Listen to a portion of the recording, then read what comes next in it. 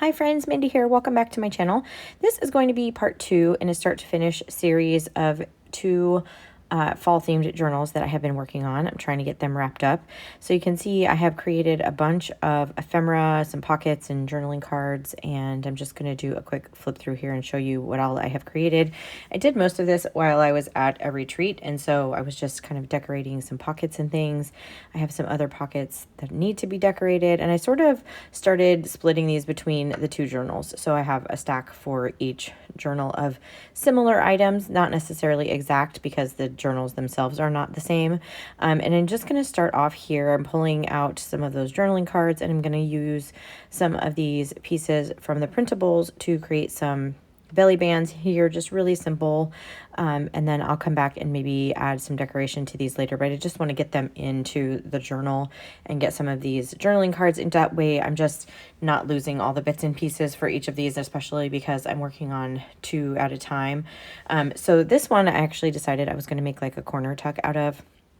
So I trimmed that down, and I'm just going to find a spot for it. So kind of when I start this process, I just take the pieces and parts that I have and kind of flip through.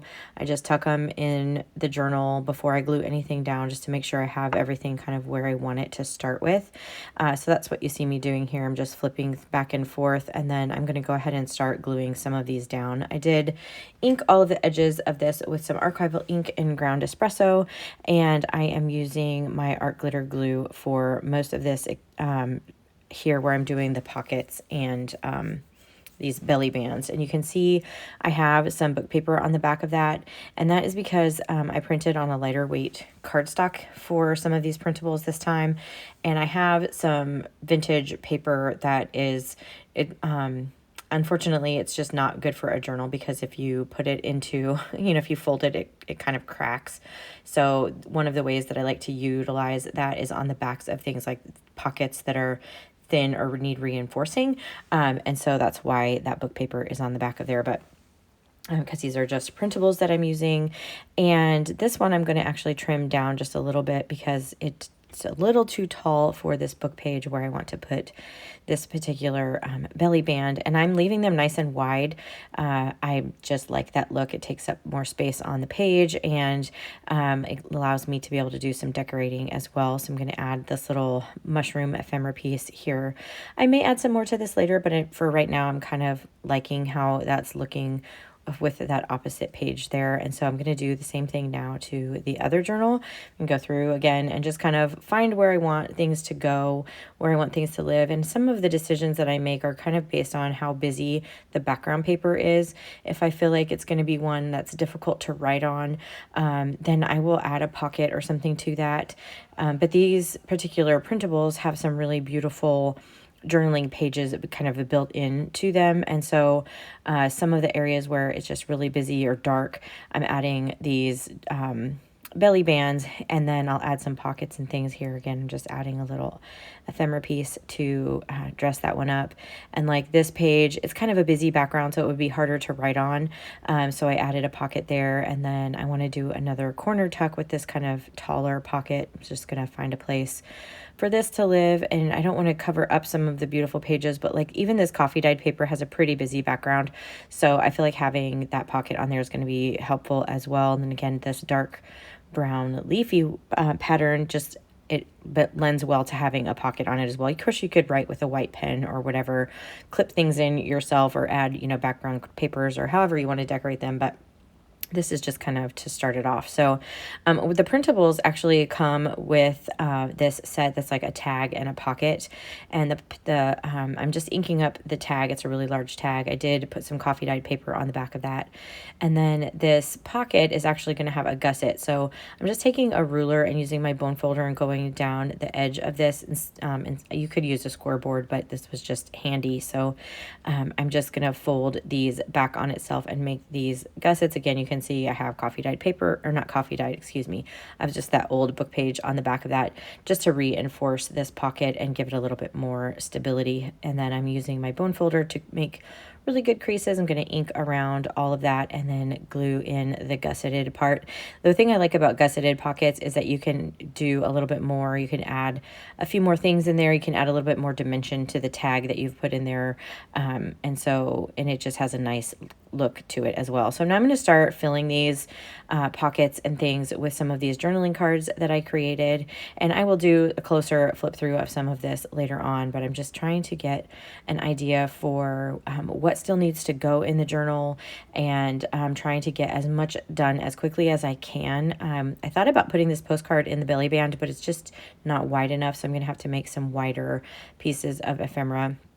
And then I have this little piece. I actually have this with some coffee dyed paper, but I really loved it as a little pocket. So I'm going to actually make this kind of a double pocket on my gusseted pocket here. And so I can add a few little ephemera pieces or something kind of tucked down in there. I thought that would be fun. And then you can see these are just pages that are already set for journaling. And then coming in and just trying to decide like which postcard I want to go where. I did on those postcards, they already are beautiful. So I just coffee dyed or added coffee dyed paper on the back, but I did add some vintage stamps on each one of those postcards just for a fun little touch on there. So those are actually real stamps that are on there. I just thought that was fun. So I'm just trying to find the right place for all of these bits and pieces. And now, I will start decorating some of these pockets that I did not get finished while I was at the retreat. So using, again, the printables, and I think I mentioned this in the first video, I'm actually using a few different printables from the Junk Journal Studio. I'm using the Fall Collage Cluster and Mega Pack. I'm also using mushrooms from Days Gone By and a Botanical base kit. And so I just feel like they all worked together really well. And the mushroom one and the fall, the cluster mega pack, those are two of my favorite printables from Michelle. So I do have my a link in the description to Michelle's Etsy shop, and so be sure to check that out. She's got a lot of really great kits that are just jam-packed full of pages and ephemera and everything that you need to make some really beautiful junk journals. So again, just decorating here. This one actually had printed on sticker paper, those labels, which was really nice. I could just peel the backing off that and then add a little bit of a label here. I used some of the papers from one of the collage pages for the background on this one, and just to add a little pop of color and kind of anchor everything down, the mushrooms and everything.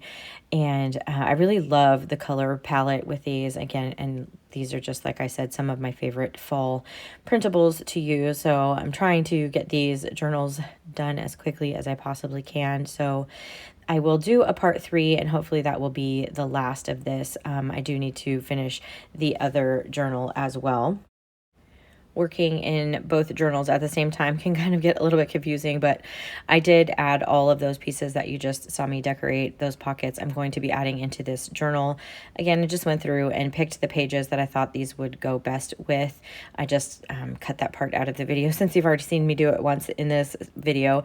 And then just kind of getting an idea for where I want everything. I still have quite a ways to go in terms of adding maybe some tabs and some other things, and probably some more pockets and different things. But I had so many bits and pieces kind of floating around. I really just wanted to get them in the journal so I could really get a good idea for what I still need to create to finish these journals up. So adding in the last of these pockets here, and then I still have some other pieces of ephemera that I will use.